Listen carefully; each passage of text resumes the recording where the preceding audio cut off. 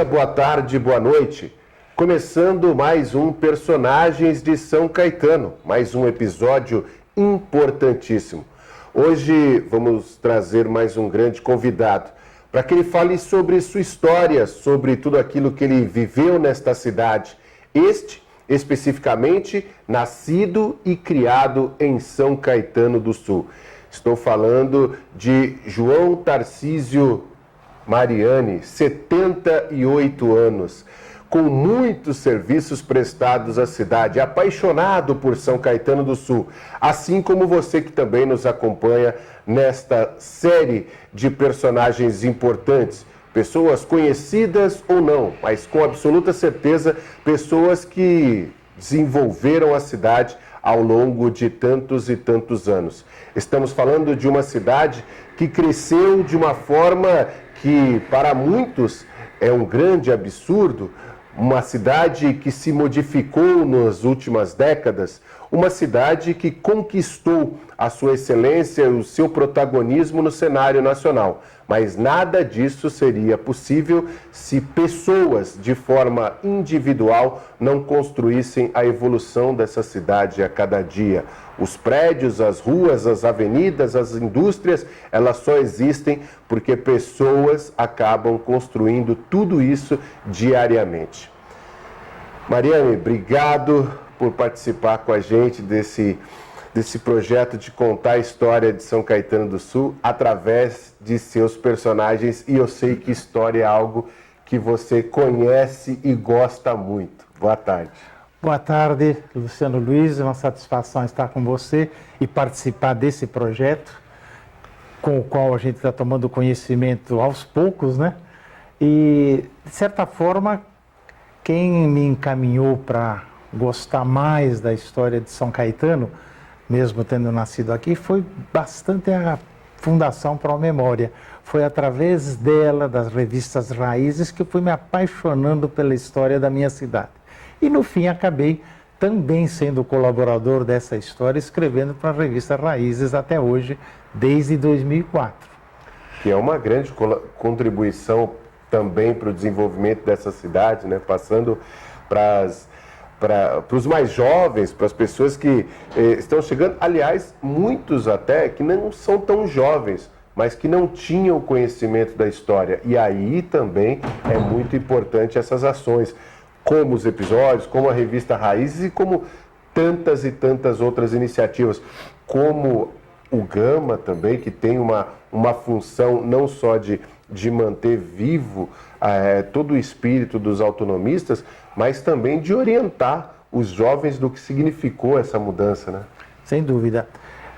O Gama surgiu exatamente nessa esteira que você colocou. Os autonomistas que participaram do episódio da separação de São Caetano estão aos poucos indo embora, indo para fazer autonomia no céu agora. E esses poucos que sobraram estavam preocupados em que se mantivesse a história viva da autonomia de São Caetano. O Gama surgiu nesse enfoque. Continuar levando a história da autonomia avante, mesmo que a gente um dia não tenha mais conosco o testemunho ao vivo dos próprios autonomistas, que atualmente são apenas 3 vivos entre nós. Antes da gente falar dos autonomistas, eu quero falar agora, me permita, do pequeno Joãozinho. Como veio o pequeno João Tarcísio Mariani para esse mundo maravilhoso e especificamente para a cidade de São Caetano do Sul? Então tá bom, então já que você me chamou de Joãozinho, vamos melhorar ainda mais. Meu pai me chamava de Zinho, nem o João tinha, era sozinho na minha infância. Bom, eu nasci na rua Ceará, bairro Fundação, do lado do berço da Fundação, que é a paróquia São Caetano, lá no bairro Fundação, e ali vivi toda a minha infância, vendo um pouco daquilo que depois a gente notou que era a bandeira com a qual os autonomistas lutaram. Ou seja, eu criança me lembro exatamente do que se descrevia da época. Ruas de terra, esgoto a céu aberto, e a gente jogando bola com esgoto passando na calçada. E não tinha luz elétrica, não tinha luz encanada, não tinha nada. Eu me lembro perfeitamente como criança que isso era ruim por um lado, da parte do saneamento, da saúde, da higiene, mas era bom por outro lado, porque nós tínhamos campo de futebol em todos os lugares que você imaginasse, tinha campo de futebol. O pessoal, quando fala para mim assim, olha, São Caetano já teve 150 campos de futebol. Eu falei, mas não cabe isso. Hoje eu nem, não dá nem para prospectar, mas já teve, né? Já. Um em cada esquina. Seus pais, conta um pouquinho como eles se conheceram em São Caetano, qual a origem das famílias?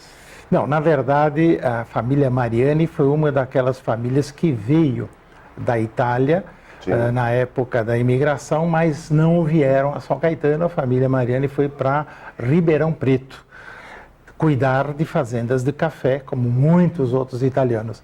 E de lá, de Ribeirão Preto, ao amealhar um pouquinho de dinheiro, tiveram possibilidade de se deslocar para São Paulo, especificamente bairro da Mooca, e da Mooca, vendo o progresso imenso que São Caetano estava tendo, meu pai, que já trabalhava numa firma entre Mooca e São Caetano, decidiu que viria para São Caetano morar, porque as oportunidades de emprego estavam muito mais para o lado de cá.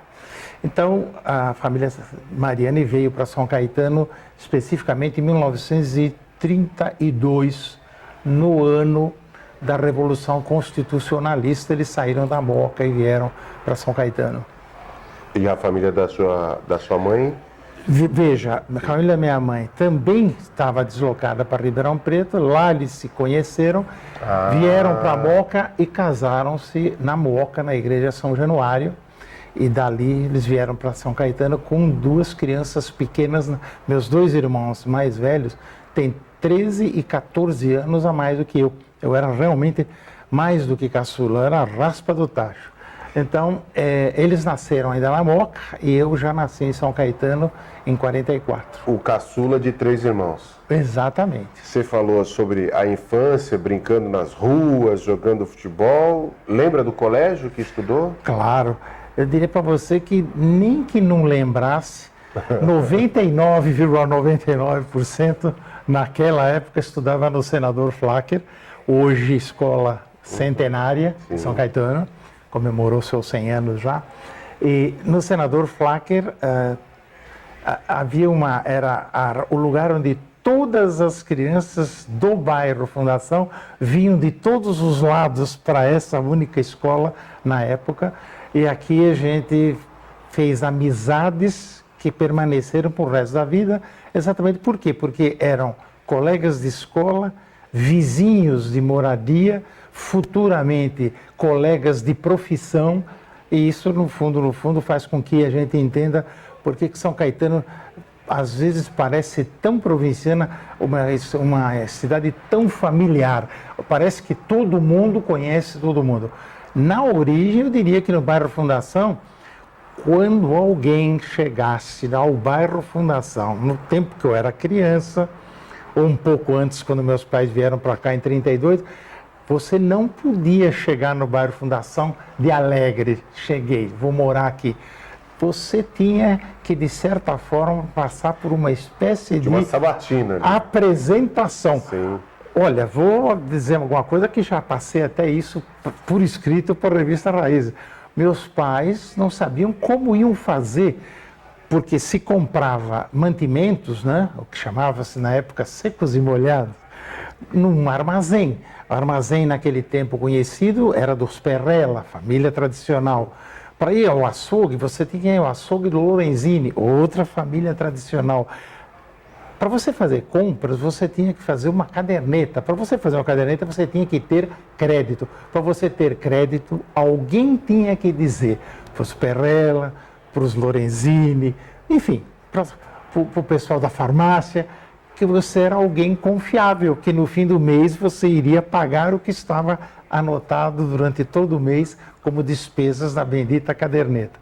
Pois bem, na Rua Ceará, uma família de sobrenomes Úrzulo fez o favor de, em conhecendo meus pais e achando que eles tinham cara de gente honesta, foram até a venda, foram até a farmácia, foram até a padaria, foram até o açougue apresentar para que a gente Foram os fiadores. Fiadores aí do bigode, né? Era o tempo do bigode. Fio de bigode servia como aval. É lógico que de lá para cá, né, muita coisa mudou, enfim, na relação humana das pessoas, mas ainda aproveitando um pouco da infância, é muito diferente do que a gente tem hoje, né? Por conta um pouco da violência, um pouco desse crescimento maluco que o mundo se transformou, principalmente nos últimos 50 anos, mas sem querer ser saudosista e já sendo, né? Porque apaixonado por história, pesquisador que sou, então eu acabo sempre me entregando a isso, e nós somos também muito assim, que as pessoas se divertiam mais, as pessoas se socializavam mais, as pessoas tinham mais amizade, por mais que hoje também existem muitas amizades sadias, mas era um mundo diferente, né, Maria? Eu aproveito esse gancho que você me deu para dizer o seguinte: a tal família que só foi conhecida porque chegou e conversou e era vizinho e foi com a cara e apresentou. A minha família tem amizade com essa família até hoje e não tem ninguém dos originais das duas famílias. Só agora neto, bisneto, mas a gente mantém uma amizade que, portanto, de 32 para 2022, 90 anos. Difícil você falar uma amizade de 90 anos apenas de vizinhos. Gerou relações, não? Houve algum casamento? Não, em alguma... mas houve apadrinhamento. Um batizou a filha do outro, o outro batizou a filha do um e assim vai. Isso é bacana, essa relação. E aí, adolescência, como é que foi? Foi pensando, aí já não era mais o tão Joãozinho, né? Já era o João Mariani chegando, aquela tomada de decisão, para onde vou, como vou ajudar a família, porque também, nessa época, era uma preocupação muito maior do que é hoje, né? Por mais que existam jovens e adolescentes que acabam entrando no mercado de trabalho hoje, mas antigamente era quase que uma questão de honra além da necessidade, né? Exato, eu diria que, no caso da minha família, que realmente veio de Ribeirão Preto pobre, para Moca, continuou pobre, veio para São Caetano, continuou pobre, porque meu pai era carpinteiro, fazia coisas de madeira em fábrica e tal, nunca foi uma profissão extremamente bem remunerada. Eu diria que a família precisava trabalhar para se sustentar, como qualquer família na época. Então, era uma responsabilidade transferida por osmose. Sabe o que é osmose? É quando você transfere alguma coisa sem precisar falar. O olhar do pai encaminhava as coisas. A gente sentia necessidade de colaborar com o orçamento da família sem que o pai dissesse: olha, a hora que você se sentir em condições, seria bom que você fosse trabalhar. Não. Eu, com 13 para 14 anos, na farmácia, vi um papelzinho dizendo: Aços Vilares, usina de aços aqui do ladinho em São Caetano, está procurando office boy. E não precisava experiência. Não perguntei para meu pai e para minha mãe se eu precisava ou não trabalhar. Eu vi que se eu arrumasse emprego, eu podia mudar. Eu estava começando a fazer hoje segundo grau, na época chamava-se ginásio. Estava começando, eu podia passar aquele curso que eu fazia de manhã para a noite. E eu fui lá fazer os testes famosos, entrevistas e tal, e fui admitido. E qual a surpresa do meu pai e da minha mãe quando eu cheguei em casa e disse assim: arrumei emprego. Era a mesma coisa que dizer: e quem te mandou arrumar emprego? Não, eu senti que tinha e fui buscar e consegui, então vim trazer uma vitória. E meus pais ficaram admirados. Não era para ficar admirado. Eles induziam, como qualquer pai e mãe que tinham necessidades financeiras. A condução da educação levava a isso, né? Com certeza, Luciano. E foi isso que eu senti. Naquele momento eu disse assim: que bom, agora eu vou ajudar o orçamento. E como é que era antigamente? Recebia o pagamento num envelope, chegava e entregava para a mãe. Olha. Era aí que ia determinar o que você teria direito disso aí. Aproximadamente que ano? Isso foi exatamente em 57 para 58. Eu fico feliz com isso, porque eu lembro que eu comecei a trabalhar no início da década de 90. Eu vim um pouquinho depois, mas eu fazia exatamente isso com a minha mãe.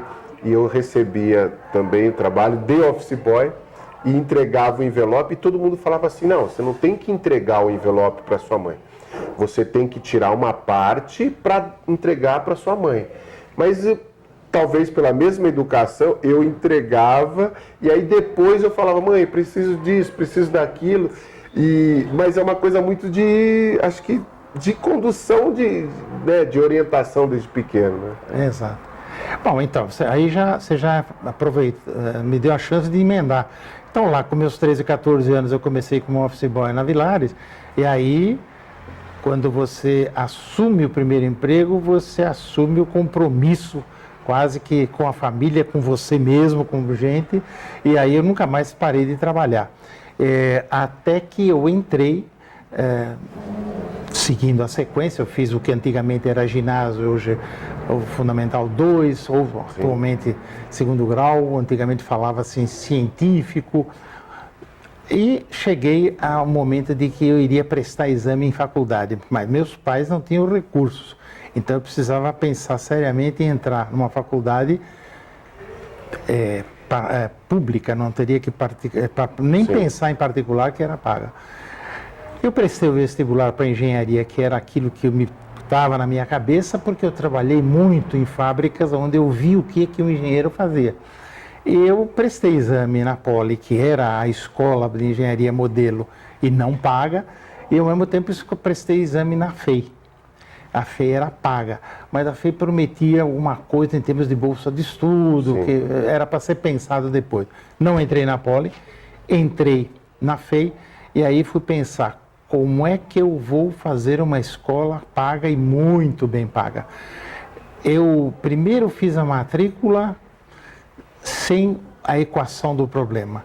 E depois eu fui correr atrás e, como a gente que acredita, que tem fé, acredita que alguém, quando você quer, quando você precisa e o que você precisa é bom, o propósito é bom, você vai ser ajudado de alguma forma. Eu encontrei um amigo que disse assim, olha, na escola Santo Antônio, que fica em frente do senador Flacker, na mesma rua Heloísa Pamplona, em frente. Onde você já havia passado anos da sua vida. Na frente tem uma escola de desenho técnico que eles estão procurando professor de matemática. E não precisa ter experiência, você precisa dar uma aula para o diretor e para o responsável pelos professores. O diretor era Antônio Premazzi, o responsável pelos professores era Norberto Barilli. Norberto Barilli era vizinho da minha família, portanto conhecia minha família, já era uma vantagem. E o diretor foi um cara que chegou para mim e disse assim, escolhe um assunto de matemática, prepara a aula, vem aqui e dá aula para mim. Você prepara. Vamos saber se você tem ou não tem jeito para professor. Do nada. E aí eu diria para você, a vontade de fazer a coisa dar certo é muito maior do que a falta de experiência. E naquela época não tinha o Google que todo mundo hoje vai atrás para tentar pegar alguma coisa. Tinha que caçar do zero ali. Ir para a biblioteca. Exato. E eu preparei e eu dei essa aula para o diretor e para o encarregado dos professores, que propositalmente ficaram durante 1 hora olhando para minha cara como se não estivesse entendendo absolutamente nada, sem um sorriso de canto de lábio, sem nenhum sinal de aprovação, para no final eu já preocupadíssimo com aquela posição incômoda. Os dois chegaram muito antes de que desse 1 hora, porque estava preparado 1 hora. Aos 40 minutos, ou aos 45 do segundo tempo, eles mandaram parar e falar assim, você nasceu para ser professor. Olha que legal. Então, eu fui professor durante todo o tempo do estudo de engenharia e depois mais um tempo por criar gosto pela coisa, e foi isso que me deu condições de pagar a faculdade. Ou seja, meu pai não tinha realmente condições, eu paguei a faculdade com aulas, dando aula à noite e estudando de dia. E depois de formado, continua lecionando? Porque é algo que atrai muito, né? Mas eu estava lecionando, já formado, quando apareceu uma oportunidade de sair de São Caetano para ir trabalhar em Recife. E eu aceitei o desafio, foi a primeira vez que eu saí de São Caetano, foi para Recife a trabalho. E aí eu tive que largar de ser professor para me dedicar exclusivamente à engenharia na área de metais, especificamente alumínio, que é uma coisa que eu fiz durante 50 anos na minha vida profissional. Mariane, aí a gente já está entrando na fase de adolescente para a fase adulta da sua vida. E nessa fase, conversando com as pessoas, eu sei que o que tinha para se fazer em São Caetano eram aqueles bailinhos nas garagens, aquelas festas. Como é que foi também esse início de processo, né, das paqueras, da constituição de uma nova família que de repente inúmeras começavam a partir daí? Outra vez, eu falei agora há pouco, em 99,99% das pessoas se conheciam em bailinhos, não foi diferente comigo. Eu conheci a Lia num bailinho e já posso aproveitar para dizer o seguinte: eu conheci num bailinho, eu casei com ela, estou casado até hoje, 51 anos de casado. E quem é a Lia Elisa Pisaneschi Mariane? Exatamente a filha do proprietário da padaria marquejana, padaria que na época que eu era criança era padaria na frente do senador Flávio. Portanto, quando deixou de ser padaria, virou a escola onde eu fui dar aula. Poxa. Ou seja, se fizer uma música de fundo, pode tocar o violino na hora da saudade. Na escola, na padaria onde eu comprava o pãozinho para poder ir no senador Flacker, que virou depois de padaria escola, foi a escola onde eu fui dar aula, dei aula, me formei engenheiro, conheci a Lia num bailinho, me casei. E, de certa forma, acho que todo mundo conta praticamente a mesma história. É difícil você não encontrar alguém que não foi nos bailinhos que formou família. O que eu tenho conversado com as pessoas, assim, se não conheceu a esposa em um dos bailinhos de garagem de São Caetano, aí talvez num passado não tão distante, eu chego no Cine Vitória. Mas não foge muito disso, né? Não tínhamos muitas opções, né? Exatamente. Algumas festas daquelas tradicionais de igreja, uma festa, né, aquela quermesse também, já ouvi de pessoas que começaram a namorar em quermesse, mas os tempos não dava para fugir muito disso, né? Não.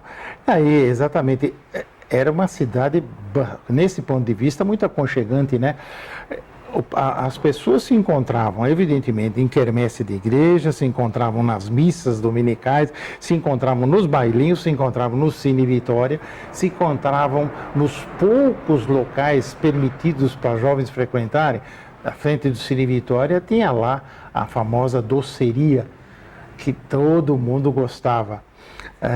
Então, nesses locais a gente se encontrava. E aí é que surgiram a maioria dos casamentos e a maioria das famílias, né? Outra coisa que marcou muito, né? Nessa época, até onde eu estava falando como criança e adolescente, você falava de uma cidade que tinha 2 igrejas. Paróquia São Caetano Bairro Fundação e Matriz Sagrada Família no centrão aqui, onde ela está até hoje. Basicamente, a vida nossa passava por lá.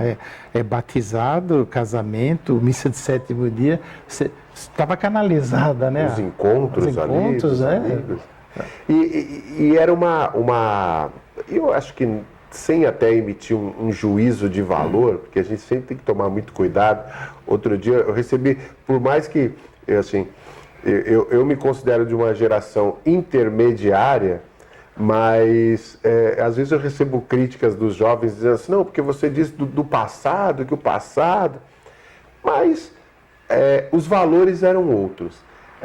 Esses bailinhos, por exemplo, essas relações que eram criadas, era tudo num prazo muito mais começo, meio e fim do que hoje, né? Hoje parece que as pessoas casam, às vezes casam e separam num período que antigamente demorava para você pegar na mão, né?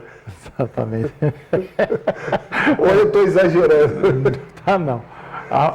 Nós estamos na geração, eles não aceitam muito a ideia, porque, de certa forma, você acaba sendo, como você diz, juízo de valor é perigoso. Mas você percebe que a coisa está ficando uma geração tão descartável em relação a tudo que pensa e que faz, que de certa forma esse descartável foi para todas as áreas. O casamento está ficando algo descartável porque a gente encontra uma pessoa que não vê há muito tempo e a pessoa fala que está no terceiro casamento. Você fala, como é que conseguiu isso em tão pouco tempo? E o cara vira para você e fala, como é que você está casado há 51 anos com a mesma pessoa? Eu vejo isso na minha geração, que eu falo que eu estou casado há 20 anos, o pessoal pensa, por quê? Vocês tiveram algum problema? Eu falei, não, exatamente porque a gente não teve nenhum problema. É que continua. Agora a coisa está ao contrário. Se você tem algum problema, é que você não separa. Exato, está invertido. Mas então, aí aproveitando a sequência cronológica, né? Através dos bailinhos eu conheci a Lia, casamos e tal. Tivemos a oportunidade de, logo depois que casamos, eu recebi a oportunidade para ir trabalhar fora de São Paulo. Era a minha primeira vez e era a primeira vez da minha esposa que saíamos de São Caetano para tão longe, né? Longe para Recife, era o fim do mundo na época. Aliás, tanto era o fim do mundo que tinha um voo por semana. Nossa, olha só. Que coisa de louco. Falar isso para alguém que em 71 tinha um voo por semana, que não. Imagina, mas hoje você tem voo diário para qualquer país da Europa, exatamente, né? Que absurdo. Então, e em Recife nós consolidamos, em terras estranhas para nós, consolidamos o nosso casamento, ficamos 5 anos casados sem ter filhos, quase que como uma lógica para nos entrosarmos definitivamente, saber que o casamento era sólido para poder depois pensar em filho. Quando pensamos em filhos, veio um atrás do outro. Cada ano e meio veio um, então nós tivemos 2 meninos e uma menina, que hoje já não são nem menino nem menina, já são todos adultos, todos com as suas profissões, todos já, de certa forma, vivendo por conta própria, sem depender do apoio dos pais, a não ser o apoio moral. E, de certa forma, a gente vê que o que a gente fez na vida, que foi plantar valores que recebemos, já que você falou no problema da mudança de época ou época de mudanças, né? Os valores de berço que são bons, esses ficam. Esses não tem como você apagar valores de berço, né? E os filhos presentearam com netos? Ainda não. Um só casou, os outros 2 não. E esse que casou ainda não nos deu neto. Para não dizer que não deu neto, por enquanto ele nos deu netas, que aí não vale e não conta. Que nos dias de hoje também é o famoso pai e mãe de pet. Hoje também está famoso isso. O mundo é outro, né? Então, hoje, antes a gente falava assim, não, mas cachorrinho todo mundo tem, né? O gatinho, mas agora também é uma nova moda.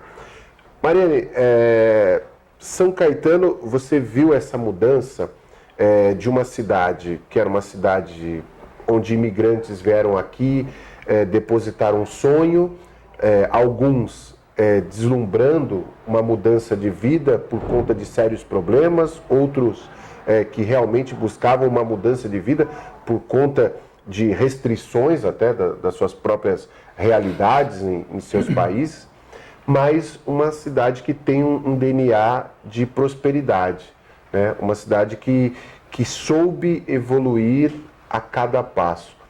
O tamanho dessa evolução, você que viveu outros tempos, às vezes te assusta também?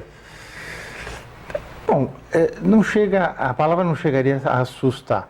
O que a gente poderia posicionar mais corretamente seria o seguinte: quando uma cidade tão pequena em área, 15 quilômetros quadrados, cresce do jeito que São Caetano cresceu, se não tivermos por parte dos nossos gestores atuais e futuros uma séria visualização do que é um plano para uma cidade que não tem mais para onde crescer, o que preocupa, não chega a assustar, mas preocupa é exatamente que São Caetano não vai poder crescer mais e também acho que não terá condições de infraestrutura para que tipo de crescimento a mais em termos de tudo, serviços, infraestrutura, benfeitorias, tudo, água, luz, gás e tudo mais. Nós agora temos que visualizar o fato de que teremos que saber muito bem administrar os nossos pequenos 15 quilômetros quadrados para que nós não cheguemos no futuro a passar do ponto do IDH maravilhoso da cidade sustentável, ou a melhor cidade sustentável, para uma cidade insustentável se nós não tivermos planos que premiem não mais o crescimento, crescer por crescer. Nós temos que crescer ordenadamente, não tem outro jeito daqui para frente. Não tem espaço para outro tipo de crescimento que não seja planejado. O que eu sinto que há uma preocupação muito grande na manutenção da história, na manutenção das famílias tradicionais, né, do legado da colônia italiana, que é tão representativa, mas também que se respeitem as outras cidades e outros países que aqui vieram ajudar a construir, mas há também um público novo, uma população nova que eu vejo muito distante, que às vezes colocam São Caetano ou não mais como um bairro de uma vila de Santo André, como os autonomistas conquistaram isso de uma forma absolutamente heróica e legítima, mas que às vezes a gente acaba sendo quase que um bairro de São Paulo, não por valores, mas até por desconhecimento. E isso particularmente é algo que me incomoda muito, porque eu converso com pessoas que não conhecem, por exemplo, o nome de nenhuma escola de São Caetano, pessoas que seus filhos às vezes estão matriculados em um colégio e ele também não conhece o nome da padaria da esquina, não se preocupa em saber por que o nome de certa avenida ou de uma unidade de saúde ou de uma própria escola, quem foi aquela pessoa, e eu acho que às vezes isso faz um pouco de falta. E pessoas, até recentemente, por conta do pleito eleitoral, a gente entrou muito nessa pauta em pesquisa, pessoas que moram na cidade há 10 anos e que nem chegaram a transferir título para a cidade, dada a sua importância, né, que seria um orgulho de transferir seu título e de começar a viver isso. Não é um fator também de preocupação, e isso, que fique claro, não é uma, né, agora das coisas de cancelamento, não é um ato de xenofobia, não é um ato de pregar restrições, mas é um ato até da pessoa começar a se inteirar um pouco mais de onde ela vive. Sem dúvida. Eu ouço muito nesse sentido alguns amigos saudosistas dizerem que ao não verem nos seus filhos ou já nos seus netos aquele pingo de boa vontade e de amor para com a sua cidade, né? Assim como também de civismo para com o seu país, aquele pouquinho de ardor que todos tinham na infância, porque a escola dava essa parte. Eu ouço esse pessoal se queixar de que naquele tempo isso era obrigação da escola e também era obrigação na família de cultivar esse amor pela pátria, pela cidade onde você nasceu, pela escola onde você estudou. E a turma bate muito na tecla de que, mas naquele tempo até matéria de escola tinha no currículo, que era organização moral e cívica. Então falava-se de moral e falava-se de civismo na escola como parte integrante do currículo. Veja, Luciano, nem só de uma matéria no currículo da escola vive o sentimento de civismo de qualquer pessoa. Ela tem que brotar de aquilo que eu chamei de valores de berço. Se não te deram no berço amor pela cidade ou pela escola onde você estuda, não é uma matéria de escola que vai te pôr na cabeça que você deve pensar bem sobre a escola onde você estuda e saber quem foi o patrono da escola, conhecer a biografia da escola e do nome que ela leva e tudo mais. Eu aproveito o gancho para dizer o seguinte: essa preocupação ela é tão legítima e tão atual que este ano de 2022 marca uma novidade em termos de escolas de São Caetano. A Secretaria da Cultura, através de um projeto aberto ao público, fez um projeto em que se apresentariam...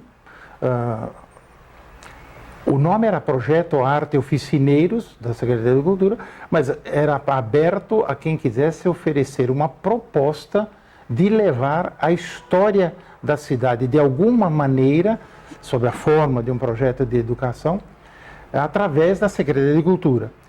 O Humberto Pastore, que eu sei que você já conhece, já inclusive conversou, foi um dos que se candidatou a isso e está fazendo um trabalho maravilhoso, que é o quê? Exatamente o que nós estamos falando.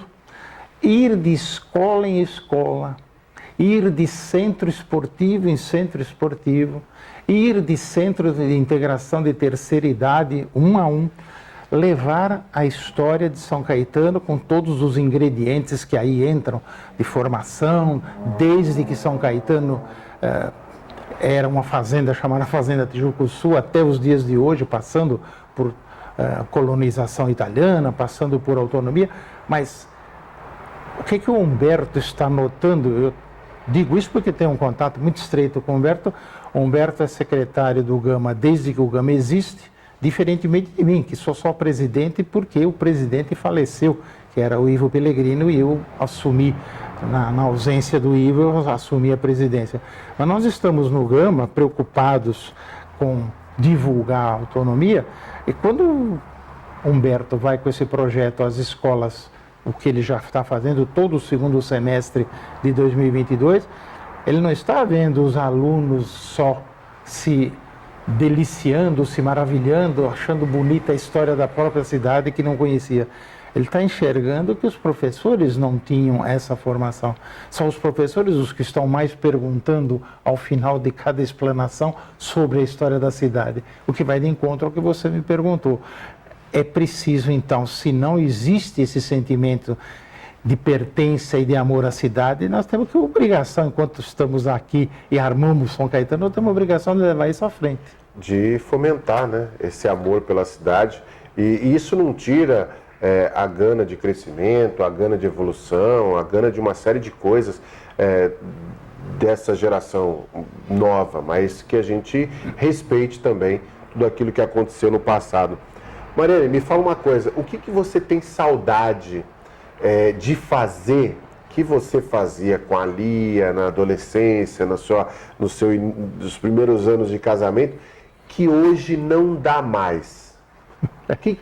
Não, eu estou falando na rua, assim, passeando, o que vocês tinham, assim, que era diferente, que era aquele passeio que hoje você fala, puxa, ali nem existe mais, ali não... O que você pode lembrar? Olha, se você fizer essa pergunta para 100 pessoas da minha idade, 98 vão responder o que eu vou responder agora.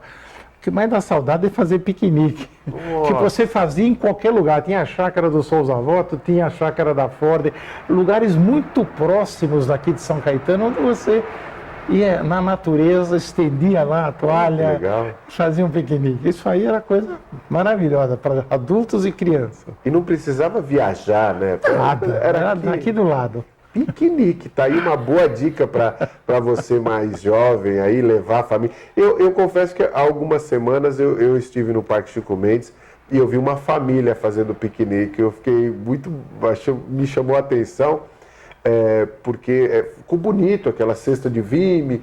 Acho que fizeram bem tradicional mesmo, com aquela cortina, a toalha, né, quadriculadinha, vermelha e branca, e a cesta de vime, e me chamou a atenção, tinha crianças ali, agora uma reforma que foi feita, o parquinho ficou muito bonito, mas é algo que a gente não vê tanto, né, piquenique. Então, Luciano, veja que as pessoas se espantam com aquilo que era normal antigamente. Por quê? Você viu essa cena no Chico Mendes, e eu vi essa cena há pouquíssimo tempo, naquele parque que tem Tom Jobim, do lado do shopping, do Parque Shopping São Caetano, tem o Parque Tom Jobim. E no Parque Tom Jobim tem uma cobertura ali para proteger quando tem muito sol, ou se está ventando, ou se tem chuva. E tem alguém que foi lá, estendeu uma toalha e ficou todo mundo olhando. Parou todo mundo para olhar, que é isso? Morador de rua, né? Agora já tem esse problema, já olha até com um certo preconceito. Mas também a gente tem muito pouco espaço para fazer isso hoje, né? Se a gente pensar, você falou do parque ali me fugiu agora? Tom Jobim. Do Tom Jobim, a gente tem o Chico Mendes, a gente tem agora o Parque a província de Treviso, né? Lá no bairro Fundação, mas São Caetano não tem muito espaço também, e é um mundo diferente, né? Eu imagino. É algo que a gente também precisa, mas eu acho que ainda dá para dentro de uma realidade para buscar um pouco mais de piqueniques, né? Cine Vitória, o que você lembra do Cine Vitória? Eu acho que lembro tudo, né? Lembro basicamente quando ele foi inaugurado. Eu lembro que a gente frequentou o Cine Vitória por conta de, ao entrar na faculdade, você tinha aqui em São Caetano o chamado Centro Acadêmico de São Caetano. Qualquer pessoa que entrasse numa faculdade em qualquer cidade e morando em São Caetano, ele se filiava ao centro acadêmico. Era um status. Você era o Luciano até ontem e de repente você era o Luciano que entrou na faculdade ontem e hoje você pertence ao centro acadêmico da cidade. Era um status. Um patamar diferente para a pessoa. Diferenciava. Então tinha o baile do calouro. Olha. Então, esse baile do calouro, que normalmente era no... Jovens sonhavam com a data de chegar esse... mas não tenha dúvida. Então, mas o Cine Vitória era ponto de encontro para tudo, não só porque nele estava o centro acadêmico. O Cine Vitória, na verdade, abrigou como o prédio Fórum Cinema, ele foi o prédio por excelência na cidade. Ali você tinha a prefeitura, Câmara, Coletoria Federal, Fórum, era tudo que era importante estava nos 4 andares do Cine Vitória. Então, ele foi coração da cidade de São Caetano durante um bom tempo. Você seguiu sua vida como engenheiro, foi para fora, voltou para São Caetano, seguiu trabalhando, mas você em determinado momento disse assim, eu posso continuar com as minhas atividades profissionais, mas eu vou também prestar um pouco do meu tempo para a memória da cidade. E como foi assumir, né, essa coisa da memória numa época que talvez hoje a gente possa olhar e talvez dar uma noção da importância, porque se não tivesse sido criado há algum tempo, eu não sei, né? Hoje a gente só tem 3 pessoas e mesmo assim se tem muito pouco documentos diante da importância do que foi o movimento autonomista. Fala um pouquinho do que foi da sua vida, né? Esse legado que você construiu ao lado de outras pessoas também, valorizando esses heróis que fizeram esse ato tão importante de independência para a cidade. Ok. Bom, Luciano, todos nós, quando contamos um pouco da nossa história, invariavelmente a gente encontra alguns nomes que foram responsáveis por nos encaminhar para algumas das coisas boas que a gente fez. Fatalmente, você tem esse ponto de partida sempre, desse impulso inicial. Quando eu te contava que a gente nasceu, cresceu, viveu o bairro Fundação, respirou o bairro Fundação a maior parte da infância e da juventude, nós éramos vizinhos da família Garbelotto. Eles tinham o depósito de bebidas da Antártica, na Rua Ceará, e nós éramos vizinhos. Oscar Garbelotto foi alguém para a vida de São Caetano que deu o impulso inicial para as maiores iniciativas do ponto de vista cultural. Se você parar para pensar que o Oscar Garbelotto começou uma revista Raízes, 2 anos depois iniciou um Pró-Memória, criou junto com o professor José de Souza Martins o Museu Municipal, depois a Fundação das Artes, depois a Universidade Municipal de São Caetano. Nós estamos falando de alguém que marcou a sua existência por trabalhar pela cultura da cidade. E foi exatamente o Oscar Garbelotto, que durante a minha infância era o meu modelo. O dia que eu crescer, eu vou querer ser um pingo parecido com aquele lá, que ele mexe com a história, mexe com a memória, trabalha por São Caetano e sabe tudo sobre a história de São Caetano. É assim que eu vi o Oscar, como um camarada que era estava não só acima de mim em termos de idade, mas em nível cultural muito mais alto e mais. Ele tinha estudado com meus irmãos, ele era de outra faixa etária. Pois bem, eu vim a ser amigo do Oscar Garbelotto mais do que meus irmãos. Na minha fase adulta, quando o Oscar se aproximou de mim e disse assim: Mariane, eu vou pedir um favor para você. E foi aí que você está, sem você me pedir, eu vou dizer como começou tudo. Chegou lá e falou assim: eu admiro o seu pai, que com essa idade, ele tinha 104 anos na época, com essa idade toda, todo mundo conhece ele em São Caetano, porque aquele senhorzinho com 104 anos, ele vai para lá, vai para cá, faz tudo sozinho, não depende de ninguém, anda por São Caetano inteiro, todo mundo sabe quem é. Eu queria que você escrevesse uma biografia do seu pai para colocar na revista Raízes. Eu virei para o Oscar e disse assim: primeiro, eu não sou escritor. Segundo, vamos fazer biografia do meu pai. Quer dizer, você fazer biografia de alguém que é da tua família parece soar como algo inválido e tal. Aí ele falou assim: não. Se você quiser, você escreve. Não tem essa história de não sou escritor. Segundo, eu não estou pedindo para você escrever a biografia do seu pai. Nasceu em tal lugar. Eu estou pedindo para você escrever a história do seu pai. É diferente de biografia. Me embananou mais ainda. Eu já não sabia escrever biografia, agora eu ia saber escrever história. Acontece que, de novo, quando você recebe um impulso que é um excelente propósito para alguém, uma ótima bandeira para ser levantada, eu pus no primeiro instante aquilo na cabeça como uma tarefa impossível de ser feita, e um dia eu sentei e peguei uma caneta, não tive coragem de digitar, era o certo fazer, eu comecei a escrever e não parei mais. Eu só parei quando eu disse: bom, se é isso ou não é isso, não sei, mas é isso que saiu. E aí eu sentei no computador e digitei aquilo que eu tinha escrito. E levei aflito para o Oscar Garbelotto ler. O Oscar Garbelotto falou: deixa aí que eu vou ler, uma hora qualquer eu te respondo. 2, 3 dias depois, eu numa agonia, o que vai falar o Oscar? O Oscar falou: você podia passar lá para a minha casa? Eu falei: vai me devolver o texto e dizer para mim escrever tudo de novo. Aí cheguei lá, ele virou para mim e falou assim: aquela moça que estava nos assistindo até agora há pouco, a Cidinha Fedato, ela estava como uma época secretária da Promemória. Ele virou para mim e falou assim: aquele artigo que você escreveu já está nas mãos da Cidinha para ela editar na próxima revista Raízes. Eu não tirei uma vírgula, não acrescentei um ponto. Falou: é aquilo que eu queria. E a revista Raízes de dezembro de 2004, exatamente quando meu pai tinha os 104 que eu falei, saiu com a história do meu pai, que se chamava Primo Mariane.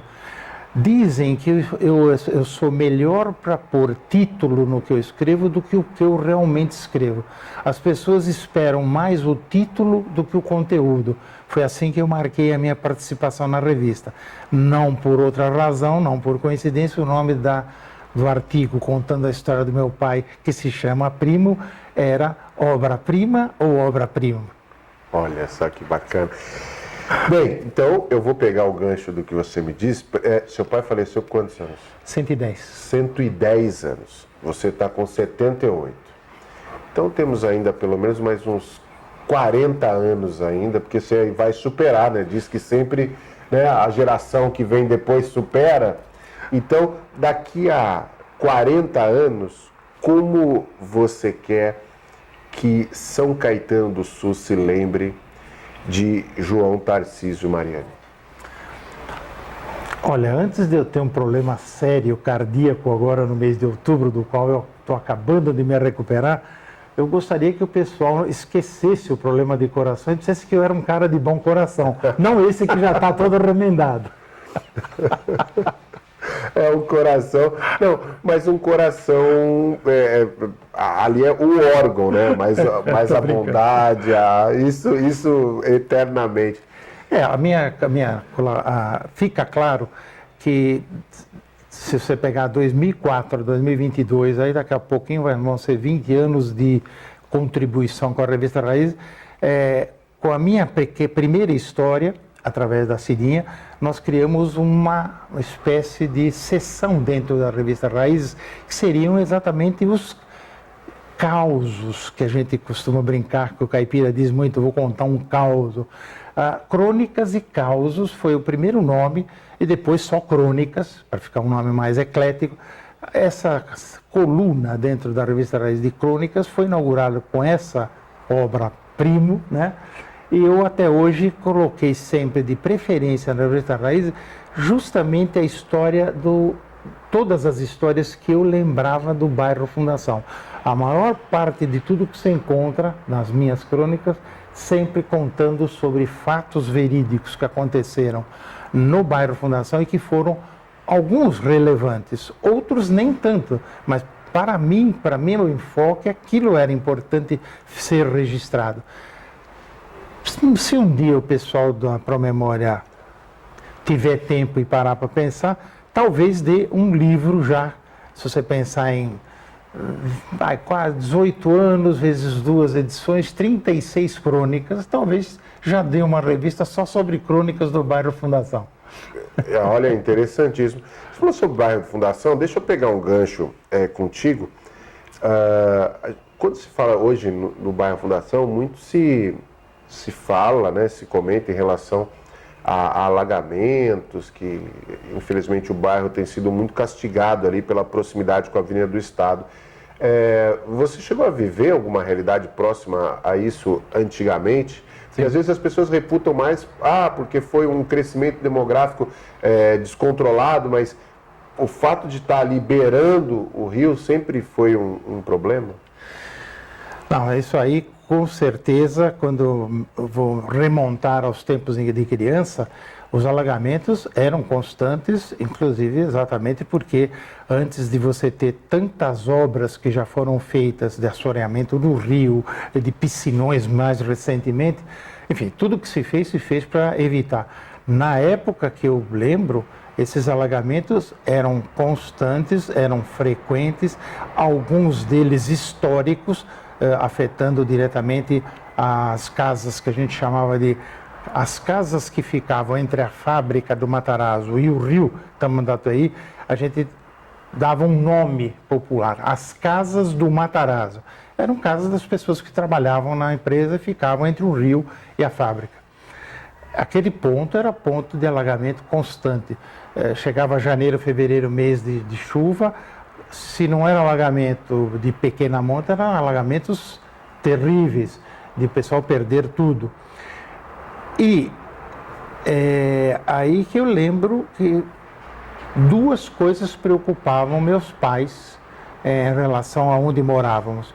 Nós morávamos na Rua Ceará, numa parte em que era pouco comum ter alagamento. Precisaria subir muito a água para chegar lá onde nós morávamos. Mas nós tínhamos, no fim da Rua Ceará, já chegando na fábrica, ali você já tinha ponto de alagamento. Eu como criança lembrava das pessoas que moravam na Rua Ceará, ajudando o pessoal das casas do Matarazzo a tirar as coisas de dentro de casa e tal.